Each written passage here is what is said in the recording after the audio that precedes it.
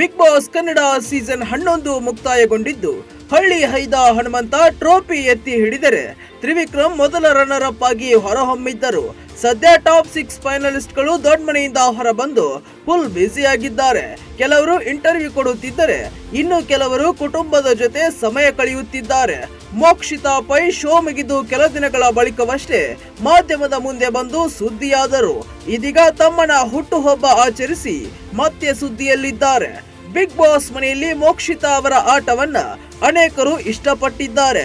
ಸ್ವಾಭಿಮಾನಿಯಾಗಿ ಮೋಕ್ಷಿತಾ ಅವರು ಸಾಕಷ್ಟು ವಿಷಯದಲ್ಲಿ ಪ್ರಾಮಾಣಿಕತೆ ಮೆರೆದಿದ್ದರು. ದೊಡ್ಡ ಮನೆಯಲ್ಲಿ ಇರಬೇಕು ಅಂತ ಅವರು ಡ್ರಾಮಾ ಮಾಡಲಿಲ್ಲ, ಅಷ್ಟಾಗಿ ಜಗಳವನ್ನು ಆಡ್ಲಿಲ್ಲ. ತುಂಬಾ ಸರಳವಾಗಿದ್ದ ಮೋಕ್ಷಿತಾ ಅವರು ಇದೇ ನನ್ನ ವ್ಯಕ್ತಿತ್ವ, ನಾನು ಹೀಗೆ ಇರೋದು ಅಂತ ಸಾಬೀತುಪಡಿಸಿದ್ದರು. ಇದು ಅನೇಕ ಜನರಿಗೆ ಇಷ್ಟವಾಗಿತ್ತು. ಇದೀಗ ಬಿಗ್ ಬಾಸ್ ನಿಂದ ಹೊರಬಂದ ಬಳಿಕ ಮೋಕ್ಷಿತಾ ತಮ್ಮನ ಹುಟ್ಟುಹಬ್ಬವನ್ನ ಆಚರಣೆ ಮಾಡಿದ್ದಾರೆ. ಇದರ ತುಣುಕನ್ನ ಮೋಕ್ಷಿತಾ ಅವರು ತಮ್ಮ ಇನ್ಸ್ಟಾಗ್ರಾಮ್ ಖಾತೆಯಲ್ಲಿ ಶೇರ್ ಮಾಡಿಕೊಂಡಿದ್ದಾರೆ. ಜೊತೆಗೆ ಹುಟ್ಟುಹಬ್ಬದ ಶುಭಾಶಯಗಳು ಅಂತ ಬರೆದುಕೊಂಡಿದ್ದಾರೆ. ಇನ್ನು ಮೋಕ್ಷಿತಾ ಪೈ ಅವರ ತಮ್ಮನ ಹೆಸರು ಮಂಜುನಾಥ್. ಇವರು ಫಿಸಿಕಲಿ ಮತ್ತು ಮೆಂಟಲಿ ಚಾಲೆಂಜ್ ಕಿಡ್ ಆಗಿದ್ದಾರೆ. ಈ ಹಿಂದೆ ಮೋಕ್ಷಿತಾ ಪೈ ಕುಟುಂಬಸ್ಥರು ಬಿಗ್ ಬಾಸ್ ಮನೆಗೆ ಎಂಟ್ರಿ ಕೊಟ್ಟಿದ್ದರು.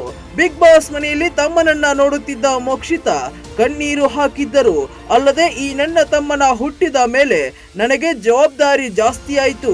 ಬರೀ ಅವನಿಗೆ ಅಕ್ಕ ಮಾತ್ರ ಅಲ್ಲ, ಅಮ್ಮ ಕೂಡ ಆಗಿದ್ದೀನಿ. ಚಿಕ್ಕ ವಯಸ್ಸಿನಿಂದಲೂ ಅವನೇ ನನ್ನ ಪ್ರಪಂಚ. ನಾನು ಏನೇ ಮಾಡಿದ್ದರೂ ಅವನಿಗೋಸ್ಕರನೇ ಅಂತ ಎಲ್ಲರ ಮುಂದೆಯೇ ಕಣ್ಣೀರು ಹಾಕಿದ್ದರು ಮೋಕ್ಷಿತಾ. ಪಾರು ಧಾರಾವಾಹಿಯ ಮೂಲಕ ಮನೆ ಮಾತಾದ ಮೋಕ್ಷಿತಾ ಅವರು ಸದ್ಯ ಸಿನಿಮಾ ಒಂದರಲ್ಲಿ ನಟಿಸುತ್ತಿದ್ದಾರೆ. ಬಹುತೇಕ ಶೂಟಿಂಗ್ ಕಂಪ್ಲೀಟ್ ಆಗಿದ್ದು ಇನ್ನೊಂದು ಸಾಂಗ್ ಮಾತ್ರ ಬಾಕಿ ಇದೆಯಂತೆ. ಈ ಸಿನಿಮಾ ತೆಲುಗು ಮತ್ತು ಕನ್ನಡದಲ್ಲಿ ರಿಲೀಸ್ ಆಗಲಿದೆ. ಈ ಸಿನಿಮಾದಲ್ಲಿ ಮೋಕ್ಷಿತಾ ಕಪ್ಪು ಹುಡುಗಿಯಾಗಿರುತ್ತಾರಂತೆ. ಈ ಸಿನಿಮಾದ ಹೆಸರು ನಿರ್ಣಯ.